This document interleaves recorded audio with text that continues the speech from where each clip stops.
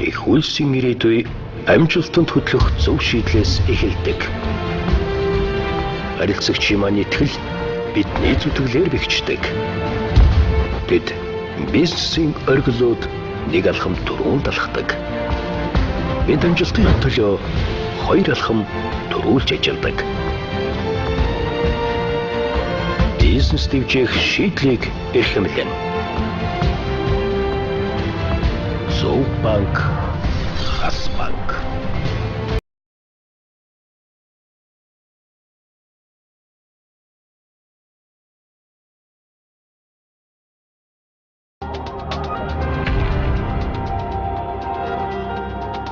Welcome to the Big Interview. I'm Jason Zweig of the Wall Street Journal, and with us today is John C. Bogle, founder of the Vanguard Funds and father of the Index Mutual Fund. Mark Cuban, the billionaire investor, recently told the Wall Street Journal online that diversification is for idiots. And buy and hold is a crock of, well, he said a crock of manure. Yeah. Is he right? And with so many people agreeing with him, do you feel like a dinosaur? No, exactly the opposite. The math has been proven over and over again. Diversification is not only the first important thing investors should think about, but the second and the third and probably the fourth and fifth too. It's diversification, diversification, diversification. You may hit the jackpot when you go to Vegas, and then you say, doing a lot of betting on short odds is for idiots, and the smart people bet on long odds. Well, it doesn't pay off very often. It clearly did for Mark Cuban, and more power to him, and have him do it his way rather than my way. But for the average investor who doesn't want to spend his life consumed with investing and should not spend his life consumed with investing, he should get a nice simple strategy, diversification not only by asset class, that is to say stocks and bonds largely, but by the number of stocks and bonds in each class, 1,000 even. And then what do you do for that? What do you get for that? You get a guarantee that you will get your fair share of whatever returns the bond market and the stock market are generous enough to provide to us. What about buy and hold? A lot of people, he's not alone in saying buy and hold is dead. Well, that's the funniest thing. We are, as a group, we investors, 100% buy and hold investors. In other words, all of us together, if I sell you my Microsoft, not that I've ever owned it, and you buy it, the world is unchanged. The market is a buy and hold piece of work. I mean, new securities come in, new stocks come in, and they gradually, some of them get big and some of them go out of business, but it's a buy and hold proposition. So number one, it's a buy and hold business as a group for all of us. There's no way around that. Number two, I would add, buy and hold what? If you mean buy and hold stocks, I would say don't do that. I'd say buy and hold stocks, but buy and hold some bonds as well. Call it an anchor to windward, call it anything you want. A little dry powder, although I don't like to spend the dry powder. I like a permanent kind of bond position, just to protect you from the impact of your own emotions. So buy and hold the bond market and the stock market, absolutely the best advice you'll ever get, Mark. Take my word for it, pal, now that you've made it. Well, I think what he might counter, though, is that for the past decade has been, as the Wall Street Journal itself called it, a lost decade for equity investors. Even though with dividends there is a positive return, it's not much of a positive return. No, it's nominal. But look, the stock market is above all things spasmodic. We had the great decade, unprecedented decade, with a 17% return in the 1980s. And 18%, I think. Well, I guess very close to 18%, and another similar decade, 17 or 18% in the 90s. The idea that could recur again is something to do with insanity. What happened in the 80s was the price-earnings multiple, the measure of speculative fever in stocks, went from 10 times earnings to 20 times earnings, and the 90s, essentially, from 20 times earnings to 40 times earnings. It not only couldn't go to 80 times earnings in the next decade, which is what it would take to repeat that, but it had to go back to something normal, which is more or less 16, 17, 18, even 20 times earnings. Don't argue about the small points on the norm. So for the 3 decades together, Stocks had very close to their traditional long-term return of about 9%. So why berate a decade when you know these moves in the market are spasmodic? So with all of the problems in Europe and the U.S. and large parts of the world looking as if they're sinking back into financial crisis, I guess two questions. What policy recommendations might you have for governments that are struggling with financial problems? And two, what should investors do, if anything, in response? Well, the governments face a problem, taking the, I guess, easier part of it, Right. two incredibly difficult problems. It all comes down to a single word called reliquification. We all got over-leveraged, over-borrowed, banks, individuals, the whole world got too much debt and used the proceeds of that debt in all those cases to spend. So we're overspending, and you've got to come back and start saving where you were spending, and that's going to be a big economic drag. I mean, if consumer spending is pushed up by 2 or 3% a year because of the leveraging, it's going to be reduced by 2 or 3% when we deleverage. The only, as far as I can tell, answer to that is to be patient. Let time heal. It's going to take a lot of time, and the problems are incredibly serious and frightening to anybody. But you know, does that mean you should never invest? Well, the one way of being sure you're not going to accumulate a penny is not to invest. So you have to do something, and the options are not good today, but the market returns are there. They're low, but you know, you shouldn't go beyond market returns to try and capture more. So just be prepared for a lot of volatility in these speculative, incredibly speculative markets, but stay the course by having an anchor to windward, as I guess I said, or dry powder in the form of bonds that'll protect your emotions from messing up your investment program. A little safety, and then just bullet through. Right. Now, many people have been arguing recently that index funds are destabilizing the stock market. I think you may have seen there's a pending article in the Financial Analyst Journal arguing that indexing has made stocks more volatile and is making them move more in lockstep with higher correlation. Do you think that indexing, your creation, has gotten out of hand? The answer to that is unequivocally yes. Of course it's That's gotten out of surprising. hand. Well, I mean, you take a good idea, and it can be, for the want of a better word, maybe a Mark Cuban type of word, it can be bastardized. And it has been bastardized by being the source of, my understanding is 40% of all the stock trading in the U.S. now takes place in index funds. Not the conventional index funds that I designed to be bought and held forever, but by exchange-traded funds. And the amount of speculation in exchange-traded funds is on the edge of insanity, not only in the narrow areas of the market they often cover, gold would be a good example right now, but also when you get double leverage and triple leverage, and that's not good enough. That only allows for you to bet on the upside, so you've got to have double and triple leverage on the downside. And those are just great big gambling, speculative instruments that have definitely destabilized the market. I have read the market, I guess Rodney Sullivan's article in the Financial Analyst Journal, and it's not clear to me from the article, and I'm going to talk to him about making it clear, but I think all of what he's talking about comes through the development of exchange-traded funds, which now represent, if index funds are, say, $2 trillion in round numbers, exchange-traded funds are, believe it or not, fully half of that. And they trade the Standard & Poor's SPDR index, so-called, Standard & Poor's price index. It turns over at 10,000% a year. I mean, I think 20% a year is excessive. So, you know, it's a little bit of Dr. Frankenstein over here. I'm like, some kind of monster was built out of what I created. Yeah, how do you feel about that? Because as the father, not of indexing per se, but of the index fund, I think for many years you looked with sort of undiluted pride at your creation, and now you seem kind of ambivalent. Well, I'm not ambivalent about the creation in its original form. I mean, it was designed, everything we always said was, for example, take one obvious example, tax efficiency was a huge part of indexing. I don't know what kind of tax efficiency you get when you turn over your portfolio 10,000% a year. When you jump from one place to another, you probably have a lot of tax losses to deduct, and that may be fine.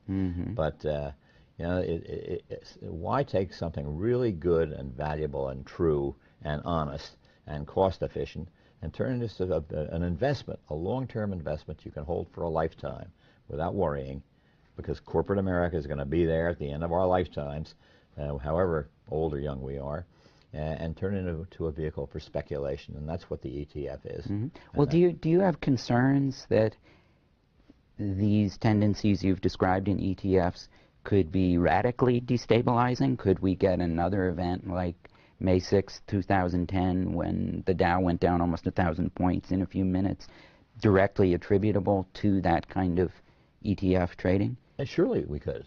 And maybe we're getting them here in these last few weeks. And I don't get good enough data to keep me posted on that, but anything that causes speculation drives the market. When you would get the value of corporate America goes up almost $1 trillion one day and down $1 trillion the next day. It didn't happen. Corporate America didn't change one penny in those 2 days, but its value by the marketplace, by the expectations market, changed by down $1 trillion, up $1 trillion, $2 trillion up and down swing. It makes no sense. And one of the tragedies of our age is we've turned investment markets into speculative markets for speculation. So for decades, you've contended, for the most part, that American investors could diversify globally without necessarily owning international stocks directly. And you seem to have modified that view recently. Am I correct? And why have you changed your tune a little? Well, I'm not sure I've really changed it very much. I still own no international investments myself, directly international. The U.S. corporate America gets almost half of its revenues and half of its profits from outside the U.S. If that's not international, I don't know what is international. Number two, as we knew long before the recent unpleasantness and in the great decline of 2007, 2000 into 2009, we knew that diversification, international diversification, owning stocks of other countries, which used to be considered a great diversifier, correlation low with the U.S. market. But we always knew that international diversification lets us down just when we need it most. And in that big decline, 50% or 35% decline, I guess. No, 50% decline in the U.S. International stocks, non-U.S. stocks, we have this funny phraseology, stocks headquartered outside of the U.S., declined probably 65%, counting the emerging markets. So it not only didn't help diversify, it made things worse. And so that's part of the argument. Another part of the argument is, so we're already international. Another part of the argument is you can look at look at the countries that are involved in international diversification. I say, all right, your biggest investment is Great Britain. I don't know, they're a little shaky these days. And then you go to Japan, even without the terrible tidal wave, in trouble. Next is France. Next is Germany. Italy comes up there pretty quickly. It doesn't just sound like a great portfolio, although Canada is up there, I should say, but Canada is more American than international. So I just don't quite see the argument. Yes, the emerging markets seem different somehow from the developed markets of the world, but still they're unstable in many respects and have not given a particularly good account of themselves in the last few years.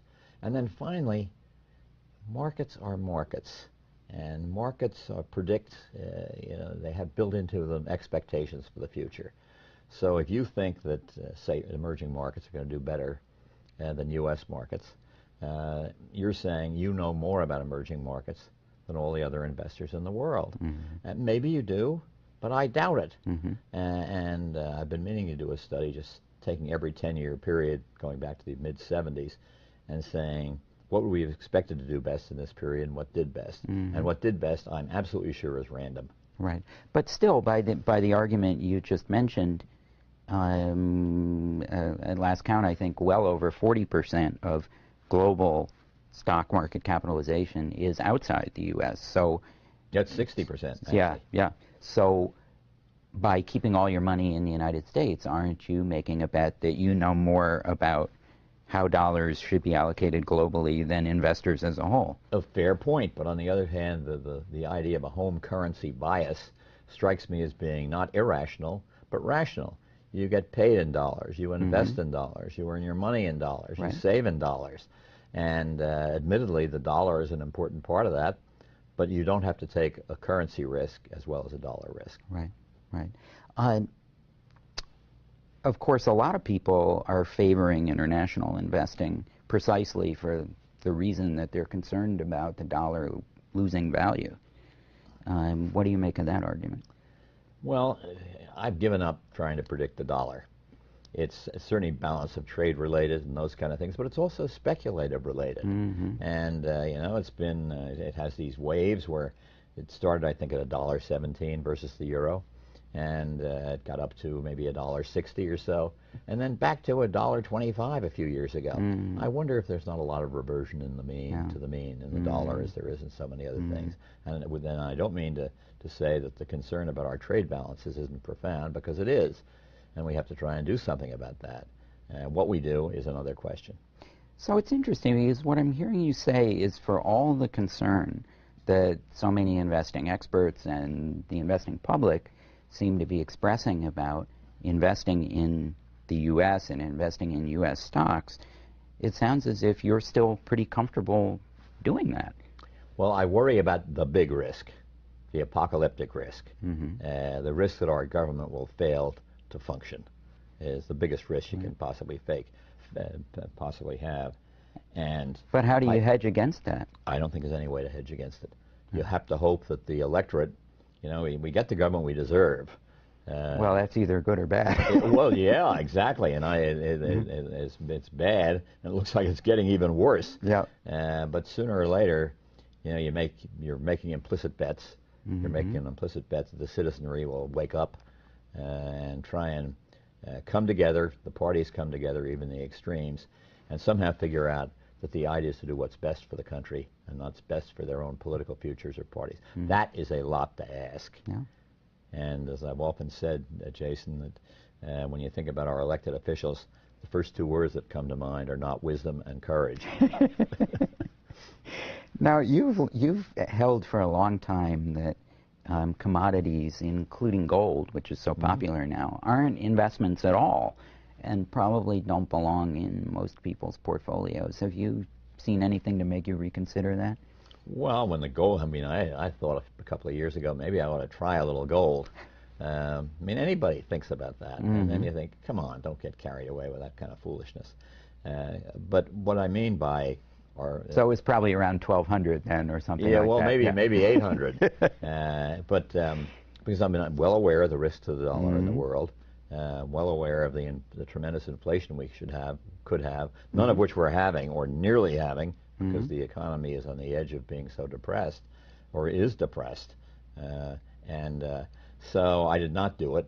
But what I mean by speculation is it has no internal rate of return. A bond has an interest coupon, a stock has a dividend yield and earnings growth. And a commodity, including gold, although gold is a little different for the reasons that have to do with, you know, the flight from the fear of great inflation and the ultimate speculative kind of instrument, but it has no internal rate of return. So you buy it thinking you can sell it for more than you paid for it. Well, I mean, that's what speculation is. And it's not really, I mean, I don't think I need to derogate it. You look back at 200 years of financial history, and gold is a terrible, terrible investment. You look back at 10 years, and it's fabulous. You look back at 30 years, and it's, you know, probably worse than stock, not as good as stocks. Jack, let's shift gears for a second. Because of your chronic heart problems, you've almost died several times, and you're only alive today because of the heart transplant that you got in 1996. What have you learned about life from your brushes with death? Not nearly as much as I should have. No, I tell people, you know, I try to be pretty honest with myself, Jason. You would think a life-changing experience, a second chance at life, would be a life-changing experience.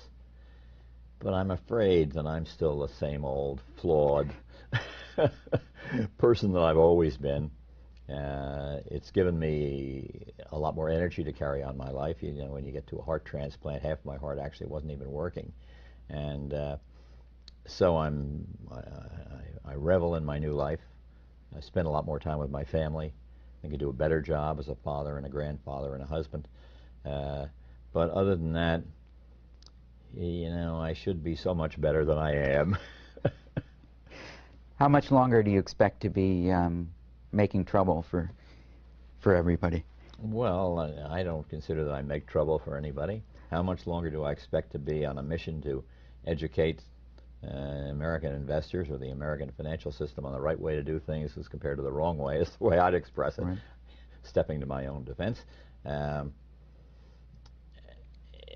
as long as I'm able. Yeah. And I don't see, I actually don't see too many signs that my mind is going. I knocked everybody out of the box last night on Jeopardy. All right, well, Jack, thank you. Их хөлсийн ирээдүй амжилтанд хөтлөх зөв шийдлээс эхэлдэг. Харилцагчийн маань итгэл бидний зүтгэлээр бэхждэг. Тэд бизнесийн оргилууд нэг алхам түрүүн талхдаг. Бид амжилтын төлөө хоёр алхам түрүүлж ажилладаг. Бизнес дэвжих шийдлийг эрхэмлэн. Зөв банк, хас банк.